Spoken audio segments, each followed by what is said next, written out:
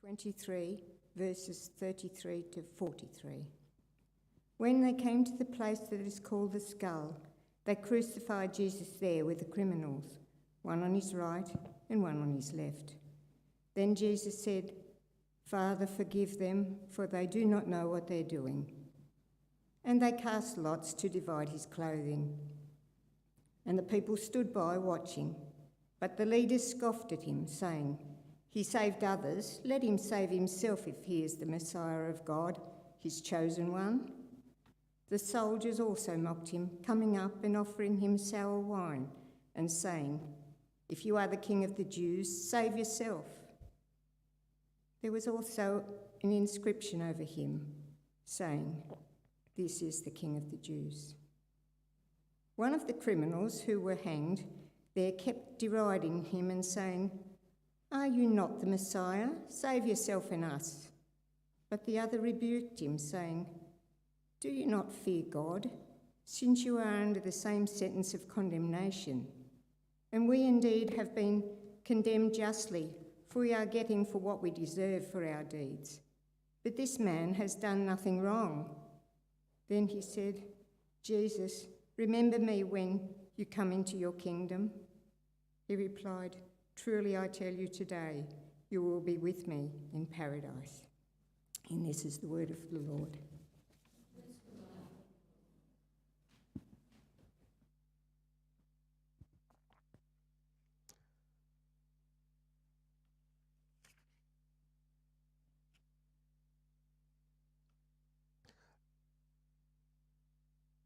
We're going to sing a hymn whose words will be unfamiliar to you, but whose tune will be very familiar.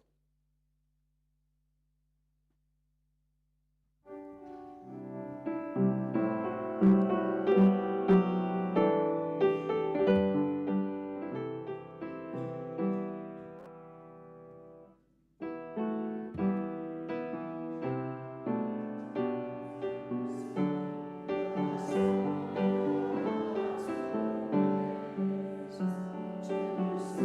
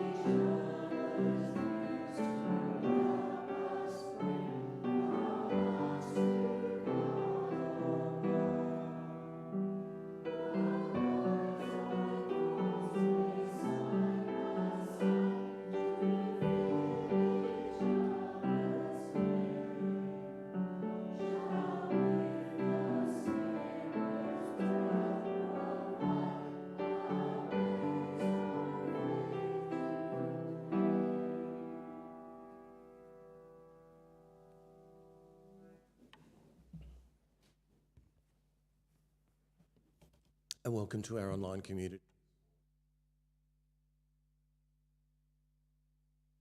Strange reading this morning. It's straight out of the lectionary. This week in the liturgical calendar is Christ the King Sunday, and that's why we have that reading this morning. And it depicts, obviously, Jesus being crucified and having a discussion with two condemned criminals crucified with him. Well, as many of you know, recently I was in hospital after a second attack of something called pancreatitis. And I was in a lot of pain for several days. Even after I was taken to hospital and put on frontline painkillers. At home, when the attack started, I was pretty well unable to speak other than ugh, I think I got that right, and grunting yes between gritted teeth to the question of should we get an ambulance. I was in no state to begin a complex existential dialogue about the meaning of life with those around me. Our reading this morning depicted Jesus' crucifixion. Crucifixion was specifically designed by the Romans to be as painful and drawn out as possible. The person to be crucified was stripped naked and nailed hand and foot to a wooden cross, which was then raised up and dropped into the ground. The effect was designed to be horrifically painful, shameful, and dehumanising, and it was meant to be a lesson to those around and to the community.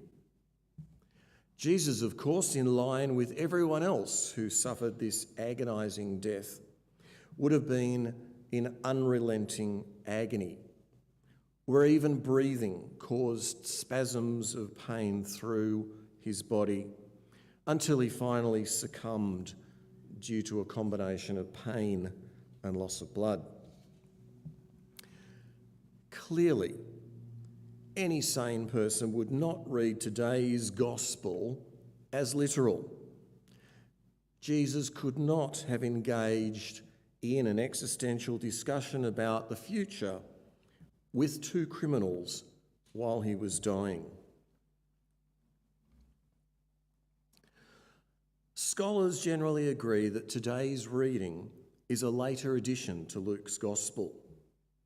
Now I don't say that because it makes it in any way unworthy of being in our Bible. In fact, far from it. We do, though, need to ask ourselves, what was the motivation behind this later addition? Why did the mystery writer put this in? What's so important to a scholar that they added this dialogue between Jesus and the two other criminals into the story of Jesus' death? Well, that's our challenge this morning, and at the end of the service you can tell me if you think we have risen to that challenge. So as we've established, today's reading was a later addition to the Gospel, added after Luke's original Gospel was written, and we have no idea when it was added. But it was sometime later, as a whole lot of ideas and theology that had developed around the death and resurrection of Jesus were or are contained in this additional text. Because of this, we can't look at today's reading without also looking at the resurrection. Certainly, the mystery author of today's reading had an eye on the resurrection when he added in their dialogue.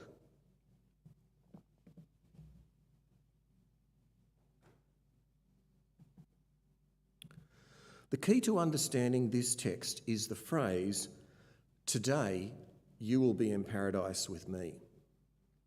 This idea of paradise can't be found anywhere else in Luke, both underlining that it was a different author, but also that the writer was trying to make a significant and unique point.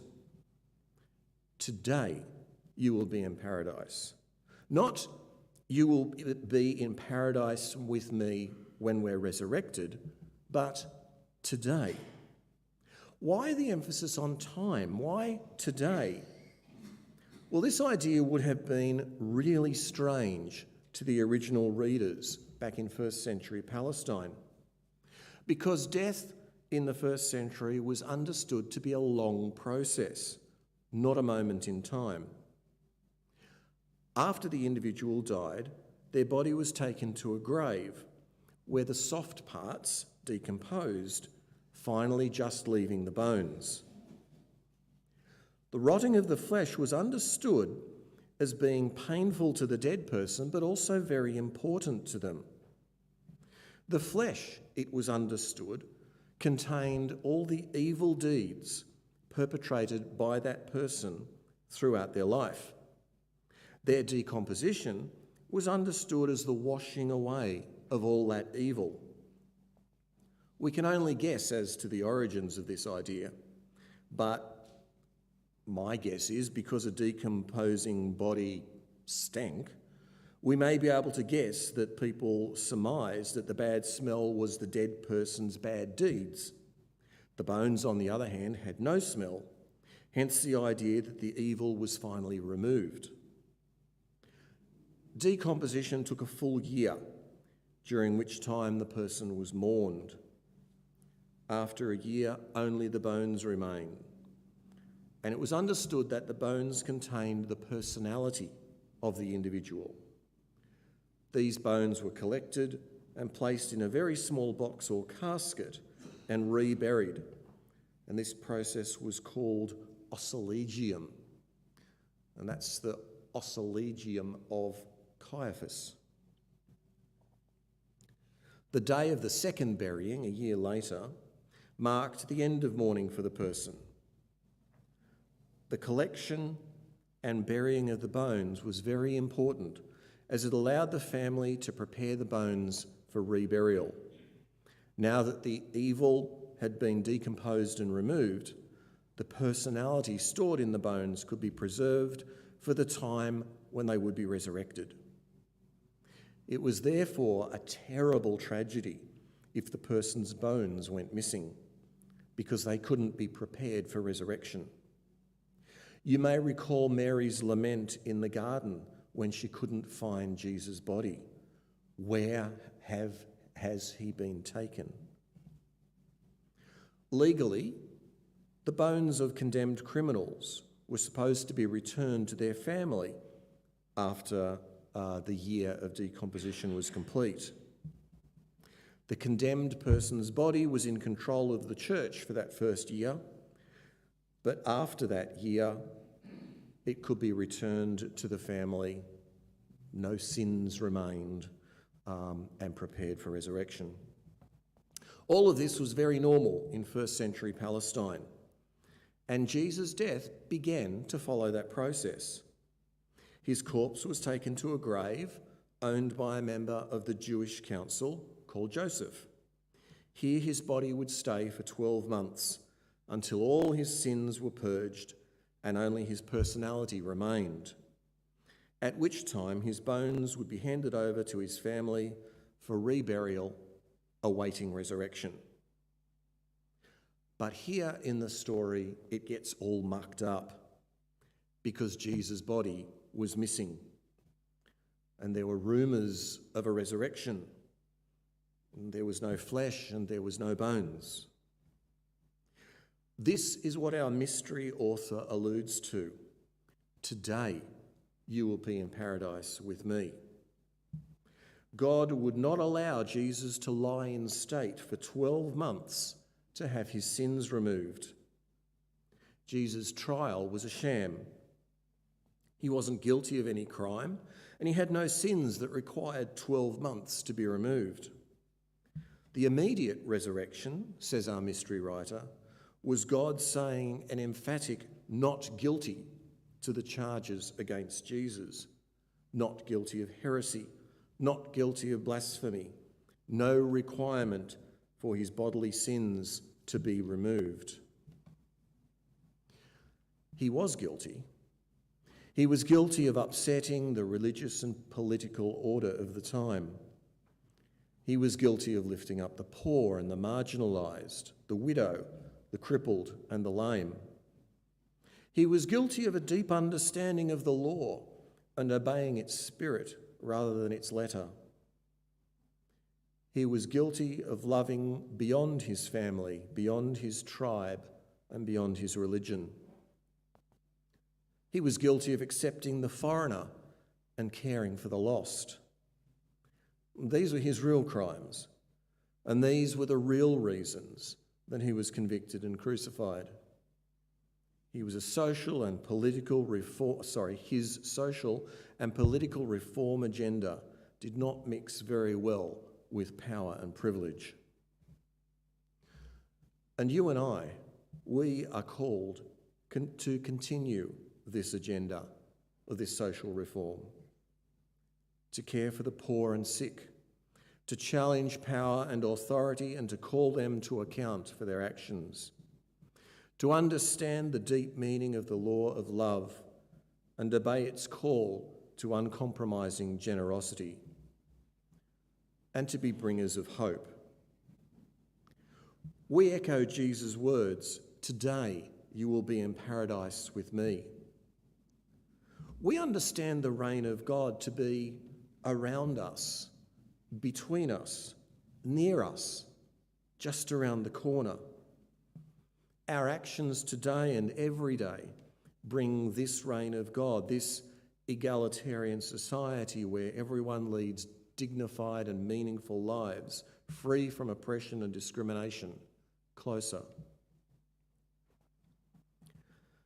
Today, you will be in paradise with me. We choose to live into that claim for ourselves and for all those around us.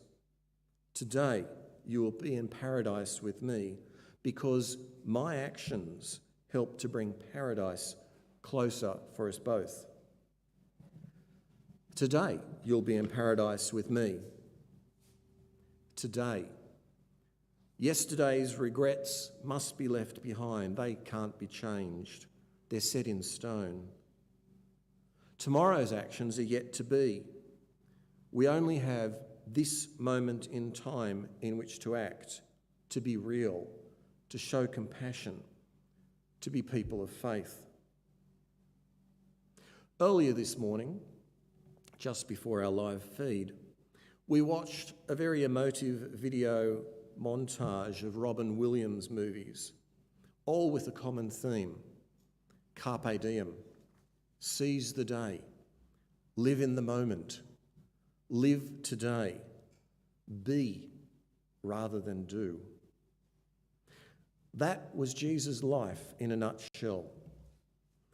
He was true to himself and his beliefs, and by living in that way, he infected others with that belief, that we can individually add a verse to the song of life and share that verse with others. In so doing, we bring paradise a little closer.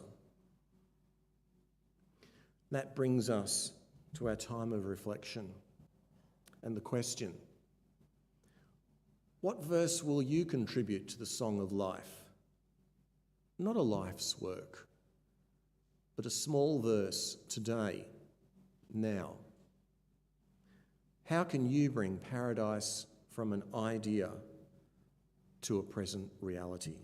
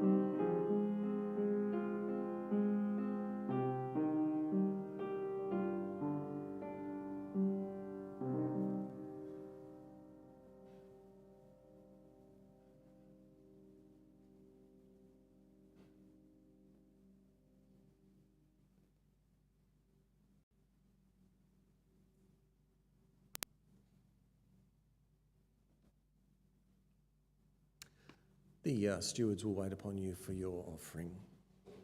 We live. We need money to survive and thrive as a church.